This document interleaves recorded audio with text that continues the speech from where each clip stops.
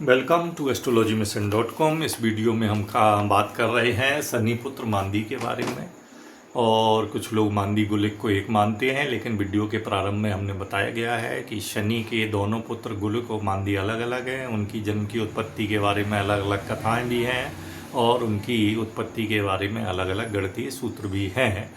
तो मांदी के ग्रहों के साथ क्या फल है, मांदी के अलग अलग भावों में क्या फल हैं और जन्म लग्न की शुद्धि मांदी से कैसे करते हैं, ये बताया गया है। अब मांदी से जो विशेष बात बताई जा रही है वो ये बताई जा रही है कि मांदी से हम ये जान सकते हैं कि व्यक्ति पिछले जीवन में पुरुष था या स्त्री था।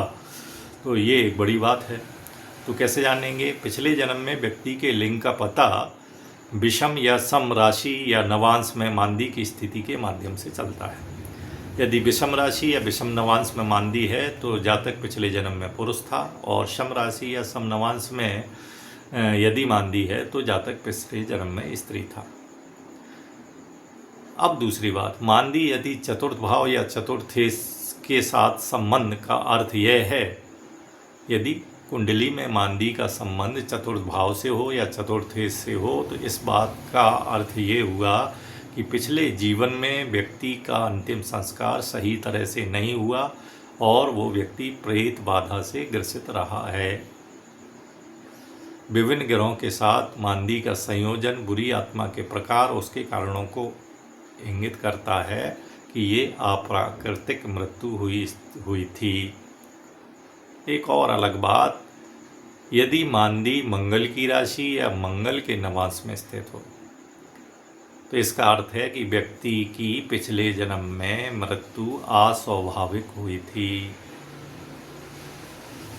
यदि मांदी का संबंध शनि के साथ हो तो व्यक्ति पूर्व जन्म में कष्ट और गरीबी झेल रहा था।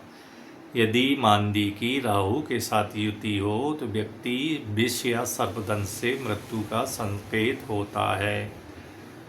मांदी यदि जल तत्व की राशियों में हो तो पिछले जीवन में मृत्यु जल में डूबने से हुई होगी, और यदि मांदी का संबंध शुभ ग्रहों से हो तो व्यक्ति की प्राकृतिक नेचुरल डेथ हुई होगी। एक और बात इस वीडियो में हम कवर करते हैं कि मांदी से हम कैसे जान सकते हैं कि व्यक्ति पिछले जीवन में स्वर्ग में था या नरक में था। तो पांचवां भाव नवम भाव जो है पूर्व जन्म के पुण्यों को दर्शाते हैं। अब दूसरी बात लीजिए, 12वां पहला दूसरे भाव का संबंध जब पंचम भाव और पंचमेश नवम भाव और नवमेश से लिंक हो,